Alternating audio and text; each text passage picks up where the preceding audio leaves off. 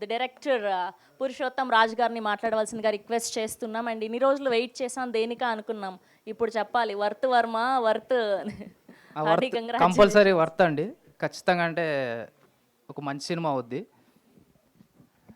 First of all విశ్వకర్ణకి చాలా thanks అన్న. మీకు ఎప్పటి నుంచో ఒక కాంప్లిమెంట్ ఇవ్వాలనుకుంటున్నాను. మామూలుగా ఎప్పుడైనా కలిస్తే చెప్దాం అనుకుంటున్నా. ఎందుకంటే ప్రతి ఒక్క హీరో స్పెట్స్ పెడతారు, ఎక్స్ప్రెషన్ కనపడదు, ఏం కనపడదు. అన్న స్పెట్స్ పెడితే ఆ బల్పు అది ఒక రకంగా కళ్ళు కనిపించకపోయినా కూడా ఒక రకంగా ఒక యాటిట్యూడ్ ఉంటుంది ఆ స్పెట్స్లో. అది చెప్పాలనుకుంటున్నా, ఇది చెప్పేసాను. చాలా థ్యాంక్స్ అన్న. అరే మీకు స్పెట్స్ సూట్ అయినట్టు ఎవరికి సూట్ అవ్వదు నాకు తెలిసి. స్పెట్స్ పెట్టుకొని సినిమాలు మొత్తం అన్నాని గ్యాప్లో బల్బ్ అన్న తెలుసాను. అంటే బల్పింద అంటే మా బేసికల్గా నాది అనంతపూర్ అండి. నా లాంగ్వేజ్ కొద్దిగా ఇలానే ఉంటుంది. బల్బ్ అంటే మా ఏరియాలో అంతే, అది ఒక తోపు తురుము అనే టైప్ అనమాట. Thank you. ఇక్కడ ఉన్న వాళ్ళందరికీ థ్యాంక్స్ అండి. ఇక్కడ ఉన్న వాళ్ళందరితోనూ నేను ఏదో ఒకటి నేర్చుకున్నాను.